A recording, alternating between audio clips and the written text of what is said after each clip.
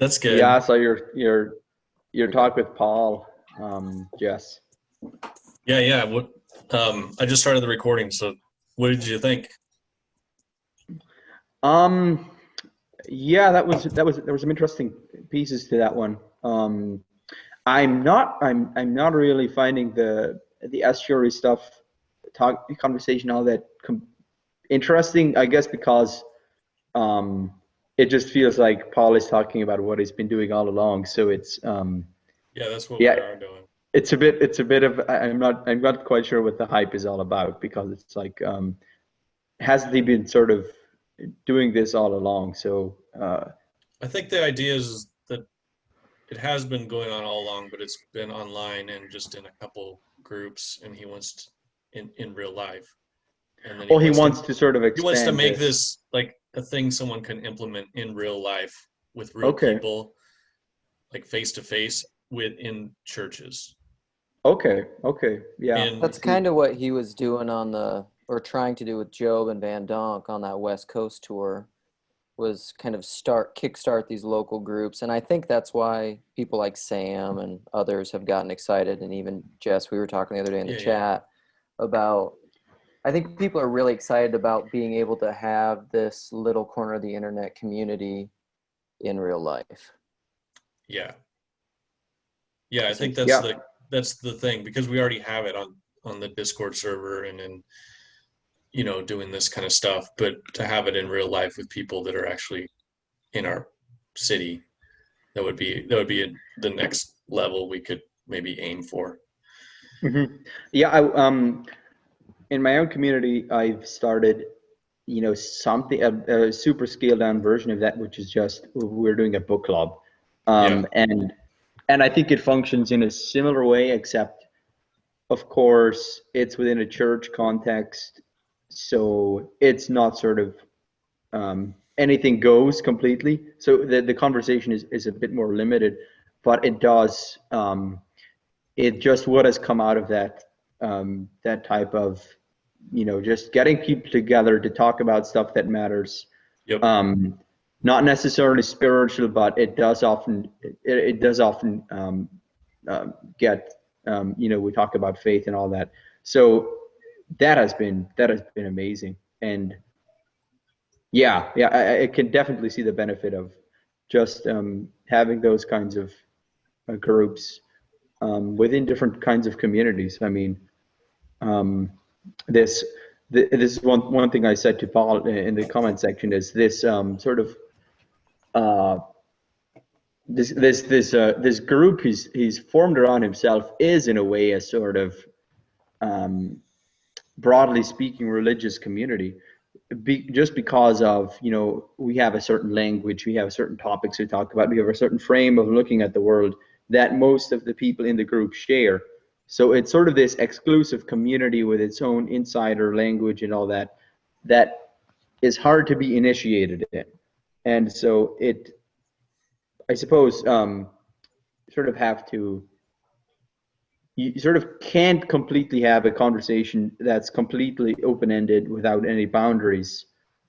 It's necessarily going to create a community, and the community is necessarily going to have some kind of a framework.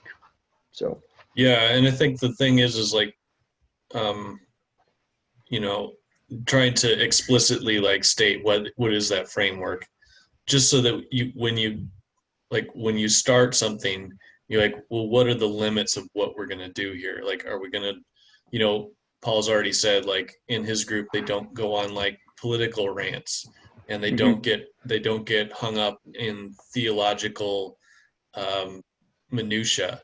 They don't you don't you know you're not allowed to just talk about sports. Like you have to talk about something meaningful. So there are sort of these boundaries. It was just trying to like figure out what those are, you Yeah, know, to make it productive in the way that's been beneficial to people, and on the there's probably a distinction between Paul's meetup group and his online community, right? There's the meetup group doesn't have the same kind of yeah, it isn't sort of inducted into Paul's whole framework and set of issues is concerned, but it's much more ad hoc and random people who show up and just want to talk. So Yeah. it doesn't, yeah, I guess. So it's interesting.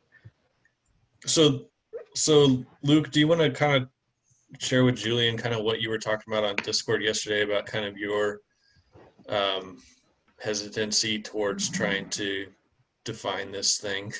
Yeah. Well, this probably gets into stuff that all of us are somewhat familiar with within postmodernism, I would say, and just even and even my hesitancy. Julian, I think, shares this somewhat too, and you do as well, probably, Jess. Is that I think the problem with institutionalizing anything, or any time that you take when you're trying to take this transcendent, somewhat ineffable thing, anytime you put that into language, when you like Moses bring the law down off the mountain, it pretty quickly becomes transactional and mechanical, and I think it's really hard to try to capture the muse. I mean, I think the muse by definition is somewhat beyond the control of any sort of thing that you can do. And I think it was frustrating as we were talking on the Discord in a chat, and Ginger Bill kept saying, like, he's very very cynical on the whole estuary project. Oh, really? Yeah, well, and not that he, part of that goes in, I think, and Jess, if I'm remembering it incorrectly, you can correct me, but part of that goes into his church experience and just his the reason he's never really resonated with church experience is because it is what he said. I think the way he described it, he said they're always trying too hard. Mm-hmm. They're trying to. Oh yeah, wow. It's just somewhat not being genuine, and so I think my hesitancy with formalizing things, is that I think they quickly become used for people's preconceived agendas and ends. And then essentially it becomes bureaucratic and political, of which I don't have any interest in. And I think one of the big reasons this community hasn't done that is because Paul has consistently embodied the spirit of not doing that. Mm-hmm. Yeah. Oh yeah. That's actually something Jess and Paul talked about in their conversation, is the distinction between, the sort of evangelizing machine where you're just how can I get as many butts and souls into the seat as possible, and that sort of you're essentially trying to turn Christianity into a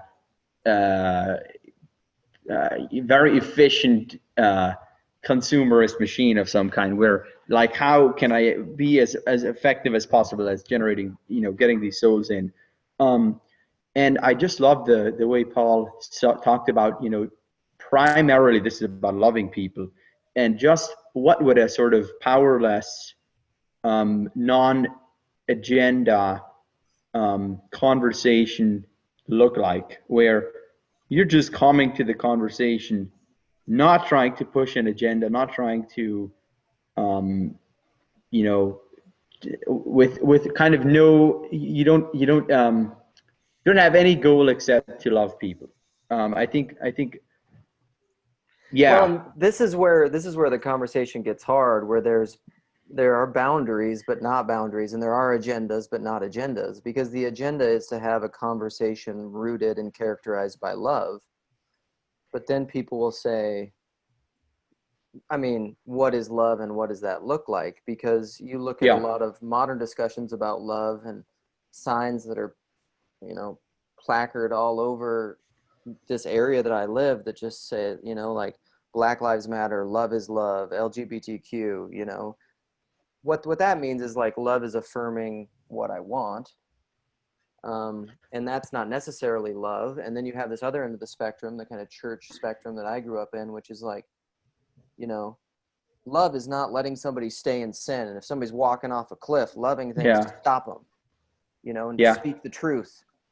Like that's love. And so it gets into this discussion of what I would propose is that I think there needs to be as limited of boundaries as possible. And they're almost, I mean, this is why like Rollins and some of these kind of postmodern ilk, or even like say like an understanding of God that's apophatic, or an understanding of love that's apophatic, is it's negative, is like it's almost Pauline in First Corinthians, is like love, you know, love doesn't do this, love doesn't do this, love doesn't do this. It's a negative caricature of love, which is or a description of love, which is truth. Love is this ultimate transcendent thing. I'm reminded of this Pajot clip that popped up on the Discord a while ago, which it was characterized as a disagreement between him and Jordan Peterson. But Pajot was saying truth has to be nestled inside love, because love is transcendent, and truth is always subjectively apprehended within frameworks and knowledge and propositions. And love is something that has to be bigger than that and encapsulate that in an ineffable way. And so I would say that in the kind of conversations we're wanting to have, you have to be willing to, I'm going to define it by Jesus terms, I guess, die to yourself. Like what you think you knew and what you think you wanted, and what you have to constantly be willing to reassess that and die to yourself. And maybe that's the exclusive metric, because if you're around someone, like if I was constantly having a conversation with someone that I could tell was never doing that, I would tire of it really quickly. You know, I would just be like, you're not really open to seeing something new that you didn't previously see. And so like, what are we doing? You're just trying to convert me, you know, to your way of seeing, which is, you know, no fun. Right. But I mean, you necessarily need to have a perspective. So like you need to take on a point of view. Like you can't just come in and be like totally open and loosey-goosey, because then you don't have anything to say. So, I have, like, if I'm interacting with someone in love, I'm also trying to express myself and expect that in return. Yeah. And if it's not given in return, then there's a problem also. If I'm not giving it, there's a problem, but if it's not being received, it's a problem. So and so how do you know, going back to, you know, it's not taught, it's caught. So this is like kind of like a culture thing, and you kind of have like people that are familiar with it, and you can, you know, like each one of you can start a group, you know, and then you know, once people within your groups figure out how to do this, they can go out, you know, it's almost like a church planning multiplication thing. But I don't want to, you know, that's how organic things grow. Because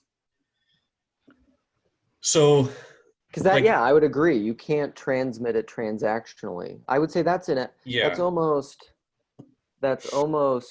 the difficulty with back to the institutionalizing it, or even, I don't know if I've ever said this. I don't know if I've shared this with Julian before, but Sarah from the Discord and I had a conversation once where she was telling me once that, like, even in the New Testament, when God says, you know, like, no one can serve two masters, he will either love the one and hate the other, and you cannot serve God and mammon.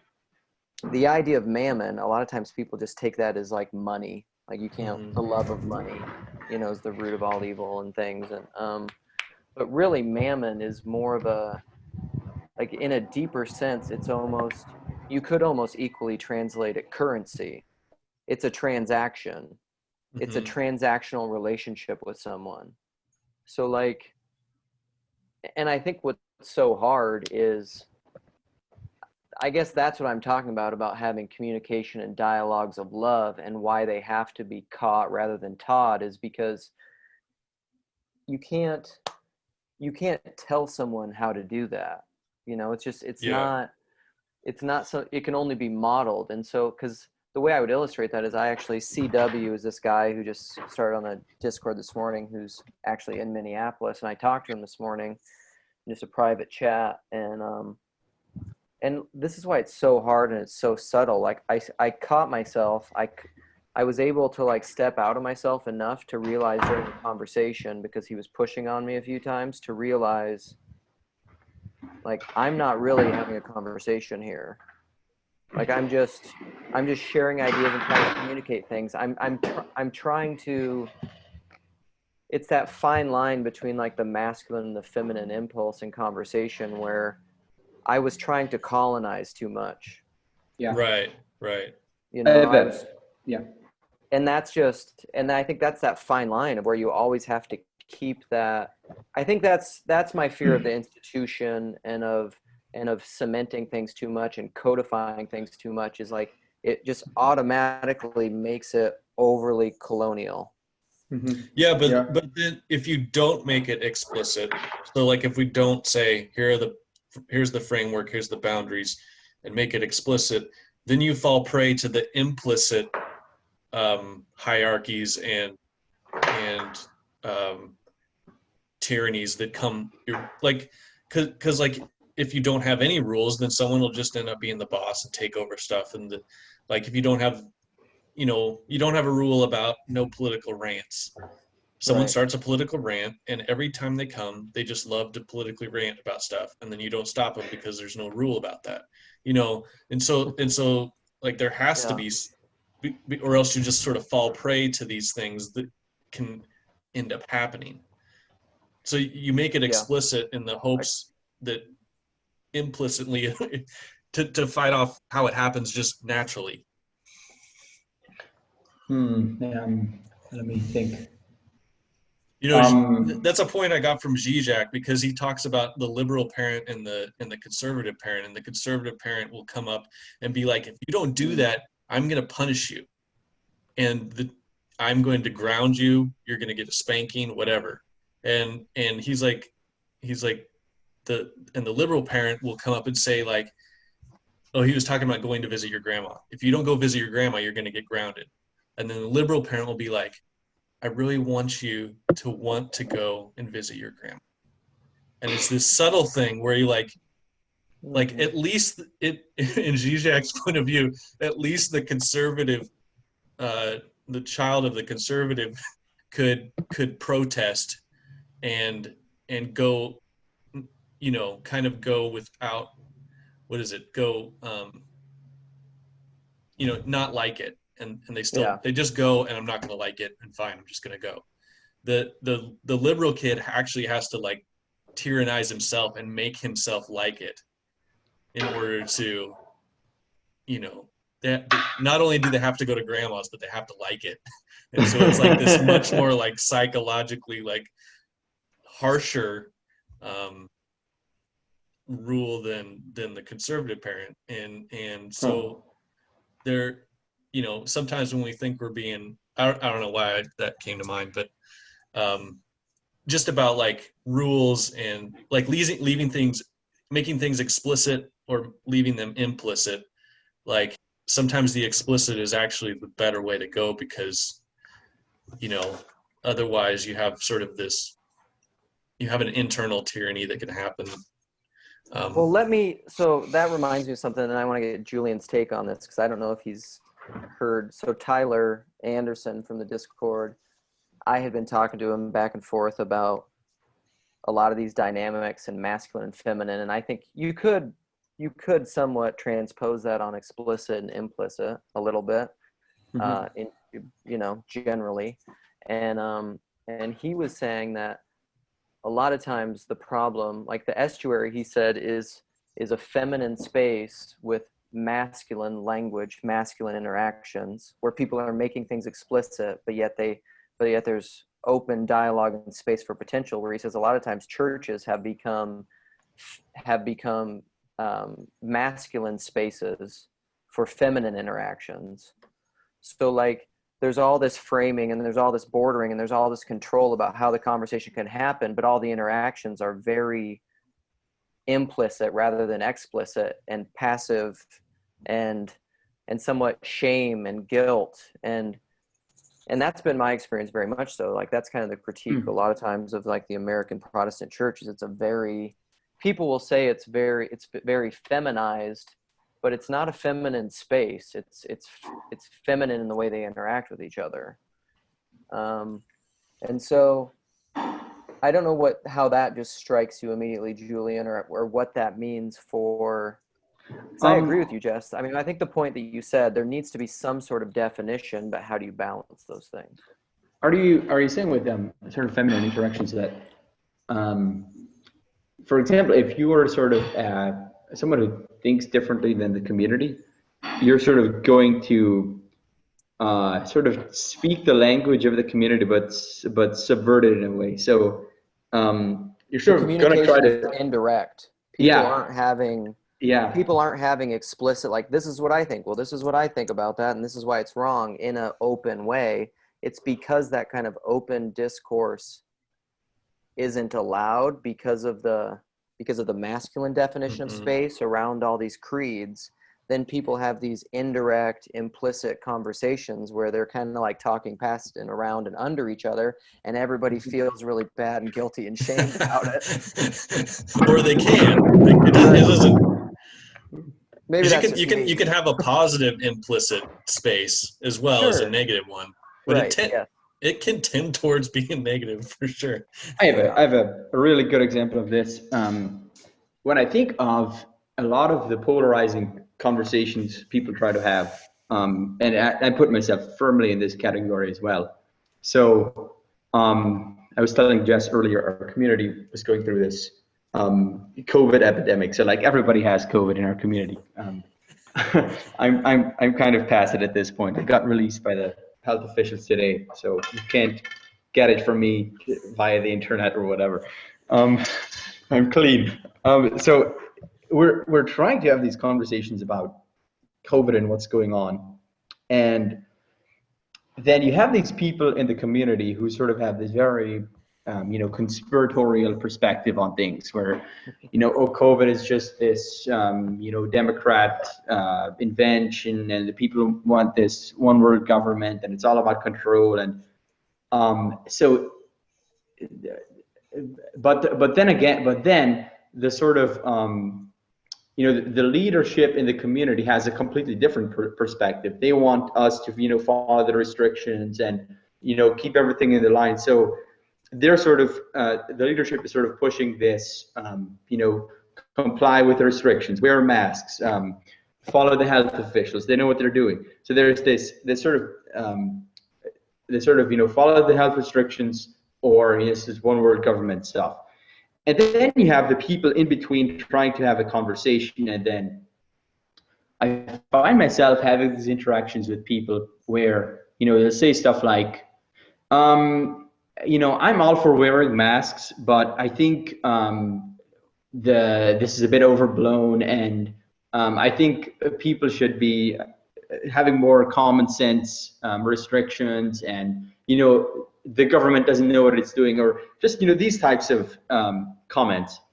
And then I suddenly feel myself unable to concede any ground on this, because I know I'm afraid that any kind of critique of the way we're doing things, the way we are trying to stop the virus, is going to feed into this conspiratorial narrative. And so I noticed that behind our conversations about what is true about COVID are actually these implicit power games, where I noticed that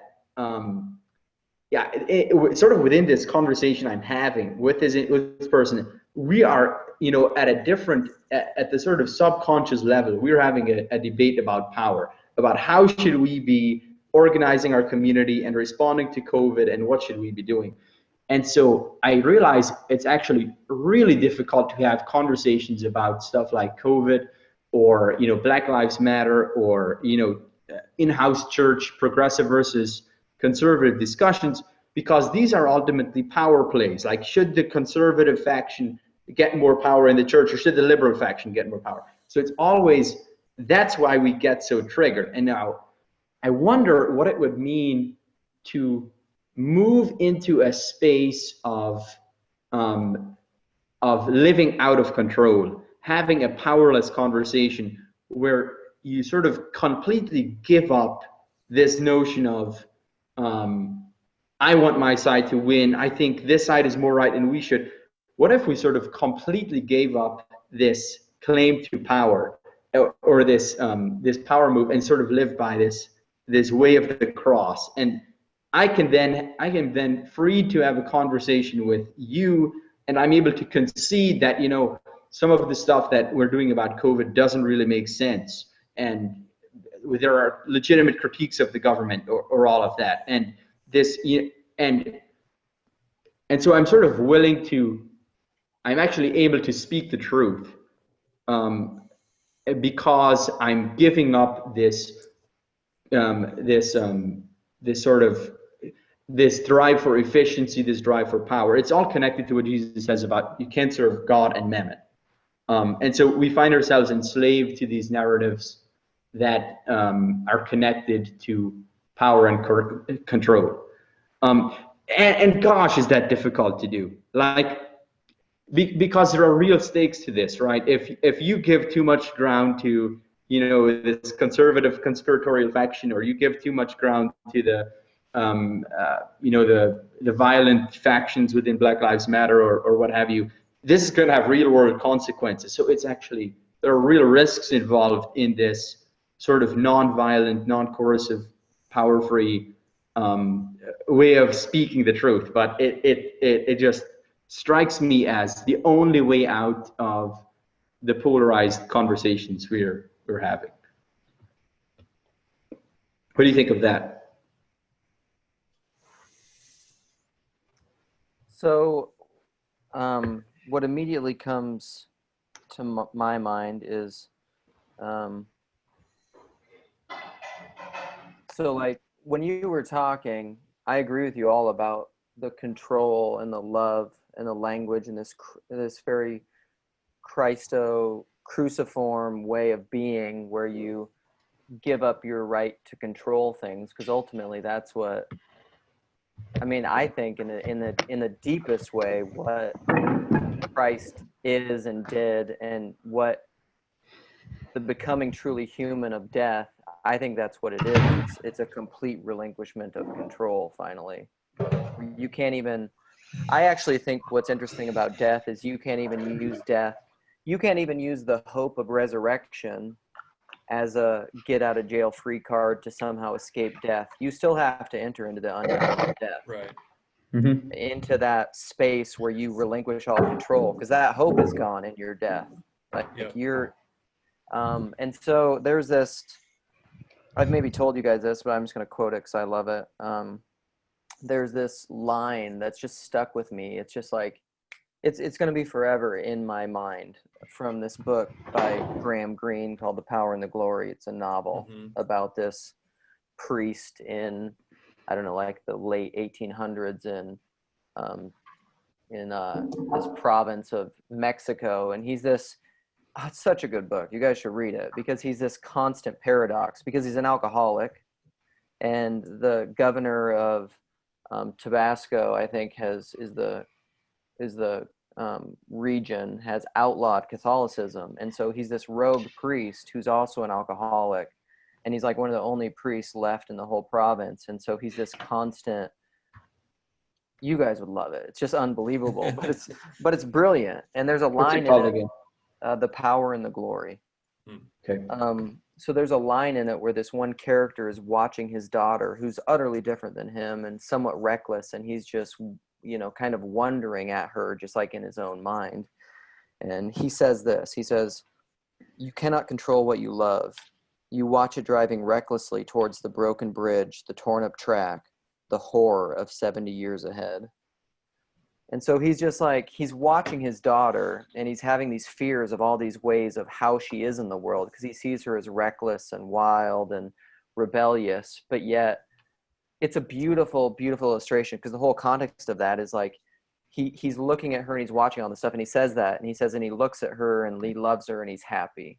Like he's content in realizing he can't control her future, and he sees all these things in her, but he takes joy and pleasure in it. It's a really beautiful, like poignant part of the book.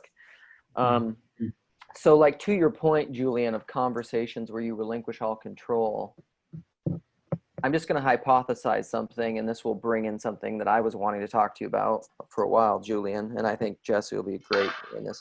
But to me, and I think this gets to the point that you made in your recent blog post after the last Vervaeke Peugeot Vanderklay talk, is you quoted David Bentley Hart, and there was a section in there where he essentially said, like, postmodernism has never really even been tried. It's basically just like this faux late stage modernity where it's like a veiled power play, where like most postmodernists really aren't true postmodernists, because they're really just saying like there is no meta narrative, and so you can't, but they're using that as this veiled power play to control the narrative. And so what I would say is, this is my idea, is that like with Derrida and these guys, when they talk about logophallocentrism, I think what they're talking about, and I'm no expert in this, so if you know more, correct me, but I would posit that what they're talking about is an overly using language as control. That's a succinct way to say it. Yeah, I'm not, maybe Jess has a better idea than I do. So like if you try to, you cannot control what you love. So if you are entering into a conversation with someone and you are using your words to control what they think, what you think, to win, if you are playing a power game in your conversation rather than entering into a space, Jordan Peterson talks about this, where like you really don't know the end of it. This is even Vervaeke dialogos. You're entering into a dance where you don't know the end. And I think that's the difference between a true participation in logos, which I would say is godly, and a manipulation of language as control, which actually I think leads to the erosion of all languages and no one understanding anyone, which is why I talk about all my Babel stuff. Yeah. I love it. And Jess has something to say, I think.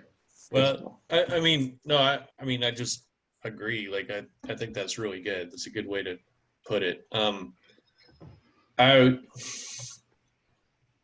I watched this video this morning. This probably has something to do with this.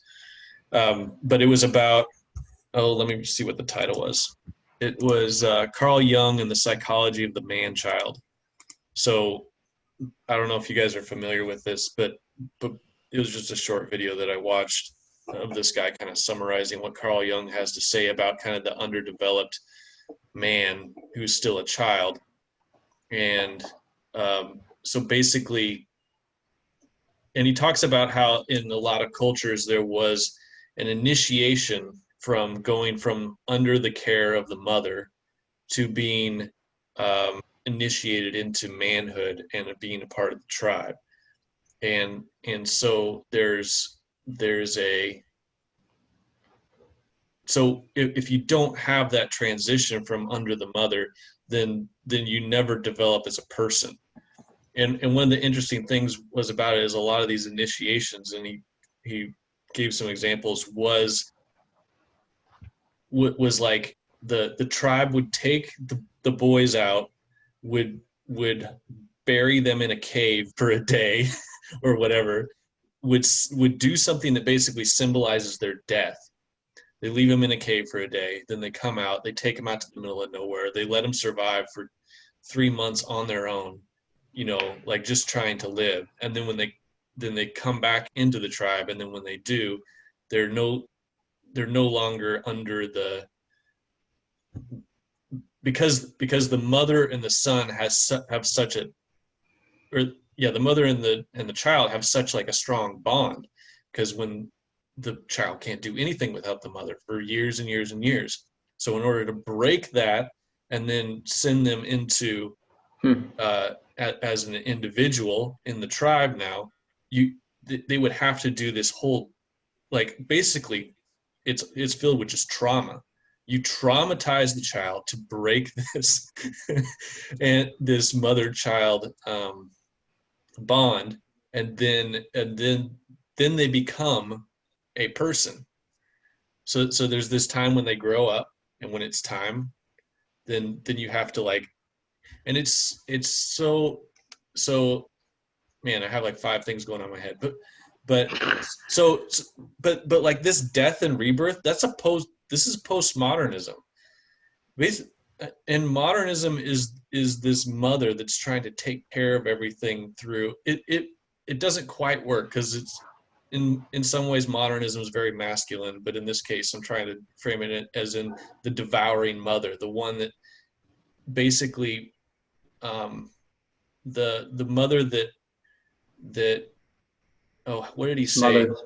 Yeah, she smothers her child, and can, because she does, usually from like if the father's gone, for some reason, absent, died, whatever, the mother can have a tendency to want to keep that connection with the child for her own reasons unconsciously, and will encourage dependency upon her, to maintain this emotional connection, because make them forever a child and right, innocent and safe and right, unspoiled. But then they're yeah, forever a child.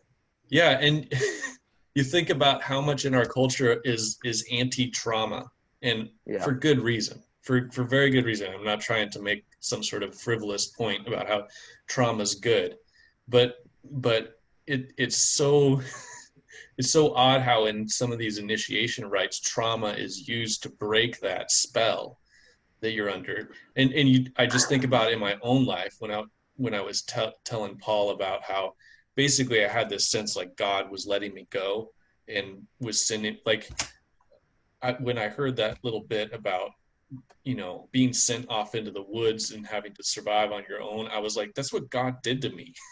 And like, I was wanting God to take care of me. I was wanting God to be that loving mother. So, and and looking back, I could see how I was acting out of so much fear. And go ahead, Luke. You have something? What if I have two if things. what if this is what's happening in modern deconstruction, religious Yeah. deconstruction, is that I don't think it is. Can I interrupt? Yeah, okay? go. Because it sounds like Jess is coming from a really positive experience of the church, where he experiences it as this loving mother that is not allowing him to go into that uncertainty of faith.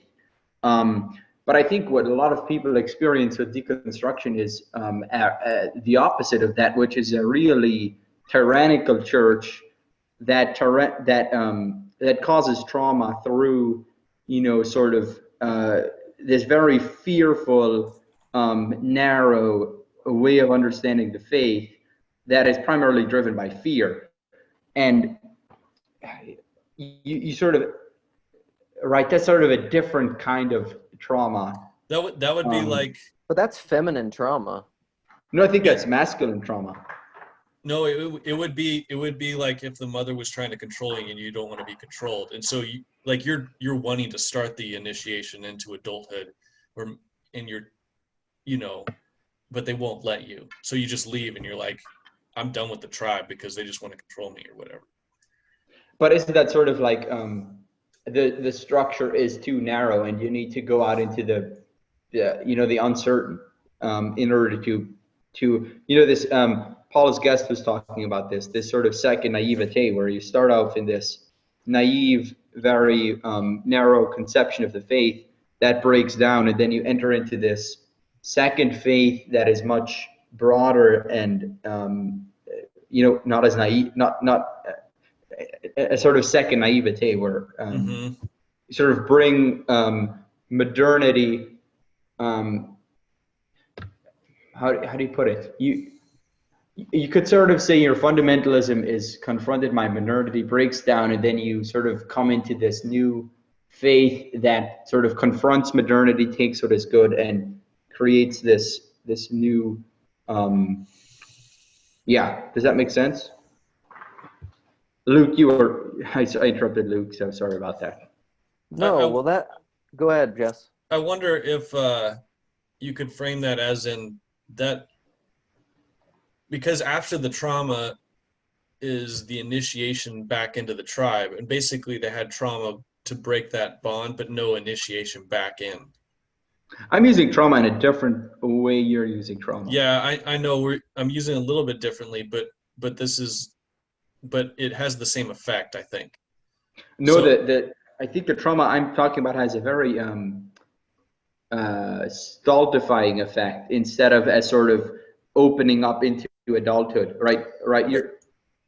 I don't know because you leave, right? But the trauma I'm thinking of is sort of something you have to think about a really sort of narrow tradition that teaches a person to be really terrified of hell, and then sort of every decision you make is sort of has this existential weight of if you mess up, you're going to spend eternity in fire with the pitchforks and all of that. If you think the wrong ideas. But that sort of creates this trauma within you of even when you stop, one of the atheists on the internet, who was it? Alex O'Connor, I think, I forget his YouTube name. He was saying he doesn't believe in God, but he's still afraid of hell in this sort of traumatic, existential, built into your bone sense. Yeah. And so this is not something that leads him into adulthood. It's something that he sort of always has to carry, and that he has to you're always get over. hiding. Well, and this is something I thought as you guys were talking too, is that at least my experience with a significant amount of people who grew up in, let's say, an overly hyper-conservative, hyper-masculine space with feminine interactions, that's too narrow in its definitions of understandings, and they're trying to, and that creates a trauma, and they're pushing back against it and wanting to make it their own. They do end up leaving, I think, a lot of times, Jess, because you either it's my way or the highway. Like that's just how those things work. And they end up on the highway, but a significant portion of those people, I don't think, go through kind of like, and forgive me, I don't know my Kierkegaard as much as you, but like the night of, what's the infinite reservation, night of faith. So like they don't become that knight that then becomes their own hero and re-enters through like their own faith. They end up just going to another mother tribe. They just end up going to like progressive evangelicalism, which is just another package of certainties and mothering protection. And then they point their finger at the other tribe. And so it's just like these different mother groups without I don't know, maybe that doesn't make sense. I feel like there's a way to the trauma of becoming a man, of owning your own faith, of becoming the knight of infinite resignation is you don't leave the faith of your youth, but you leave the childishness. Yeah. Isn't the word, instead of trauma, you could maybe use the ordeal of becoming a man, like sort of this thing you have to pass through. That's better. Yeah, trauma does. I'm thinking of trauma in the sort of psychological sense or something. Yeah. And that it sort has of to become it has to become your own. It's that, like, it's what I talked about in all the post Brett Sockhold conversations. Like I made up this term, like Eucharistic knowing. It can't be regurgitative knowing. It can't just be like, because he had this illustration, or there was a J.P. Marceau, or you guys, he had a conversation with Jonathan Peugeot, and they were talking about like the violence of eating an apple. They said, like, in order for that apple to become part of you and nourish you, you have to destroy it and eat it, and it goes down in your gut. And then your gut has to give up some of itself, and you're eating of your own wall. And there has to be these interactions where the two become one thing. But it takes violence to both parties. and then the apple is able to become you. But that's what I would call Eucharistic knowing. But I think there's a lot of like the early childhood naive knowing that is pre-becoming a man, that's pre-going through this trial of manhood, where you're just regurgitating platitudes, you're just regurgitating doctrine, you're just saying, you're giving the Sunday school answer, you're saying the thing that you think you're supposed to believe. Doesn't mean you believe it. But can there be a more positive?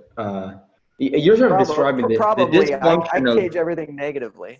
I guess this is where the framework we're describing here of pure negativity and pure freedom sort of runs into the reality of the church.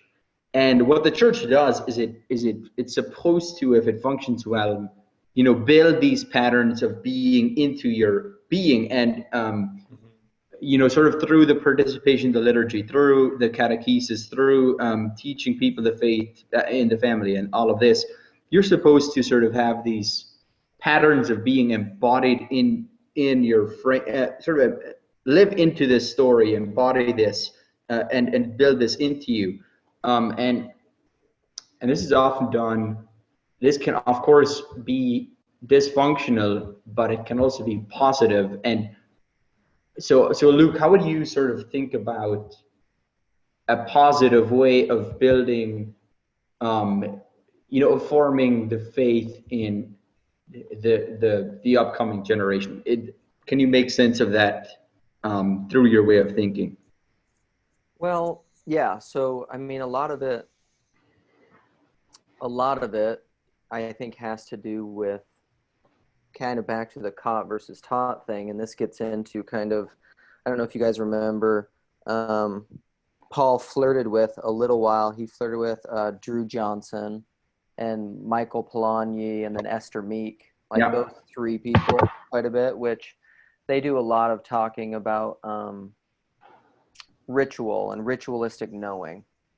And so, and interestingly, I think it really overlaps and correlates with Peterson well, and even Vervaeke and understanding cognitive science and how the neural pathways in the brain work and how you learn anything. Like learning how to ride a bike is, like Paul Yanni has this phrase that he's well known for, but it's subsidiary focal integration. So you focus on something consciously over and over and over, or playing a guitar or anything, to the point where it becomes a habit, and then you no longer have to consciously focus on it because your body knows it, and then your mind can focus on something else. So like even something like riding a bike or playing guitar and singing or piano or running for that matter, most of what we do is embedded subconscious integrated knowledge that is beyond articulation. And so I think what the church needs to realize, and this is what liturgical churches and the historic church has always known, is that liturgy, structures of habit and patterns of being are much more formative than propositional mental catechesis. And so I don't think it's wrong to have both of them for sure, but I think see, I guess my point is that sort of imposes a limit. It forms a person into a given narrative. So how do you think about that? Right, you're sort of embodying these truths, and this is forming a certain person.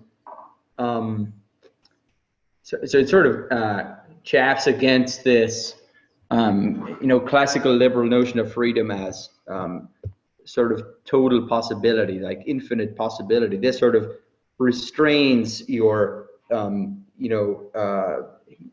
framework and puts you inside a narrative which sort of closes off certain possibilities for you.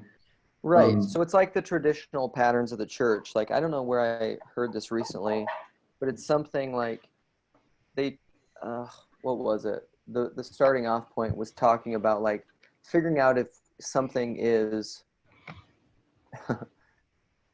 to find out if something is Christian or not, or within the faith. They said it's almost like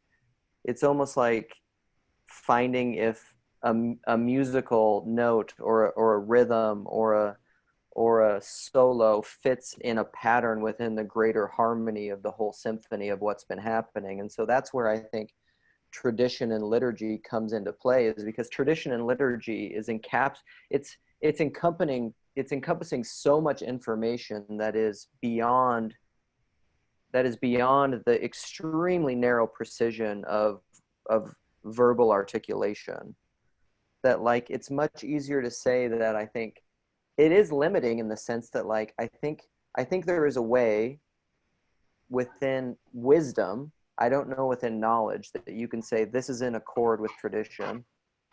Well, it's like when the jazz musician improvises. Yeah, exactly. So there's all kinds of structures that he has Yes. memorized. He knows what key he's in or what the song structure is going, and then he does an improvisation which acts in accord with the whole music, but it's spontaneous and it's individual, and and it, so yeah, multiplicity and unity. right, and it's not like playing the sheet music for with the orchestra. Then the improvisation is something like it's on a different level. Because that's the naive child sitting there playing the sheet music.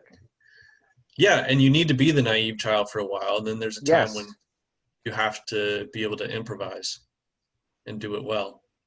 Well, that even correlates to like classical education, grammar phase, logic phase, poetic rhetoric phase. Like that's when you make it beautiful. That's when you do the improvisation. Yeah, it's another way of thinking about this is it's the particularity of the incarnation, where it's so scandalous that that Jesus is this particular person from this particular time and place, hanging out with these people's kids and not with our kids, and right, right. He's running around with the children of John from 30 AD and not the kids of Luke or whatever. So it's I super tell you weird. what, Julian, if I was God, I wouldn't have made the Son of God come into some pre-linguist. They're not literate. They don't have math. They don't have science. Dumb idea. Yeah. I mean, everything.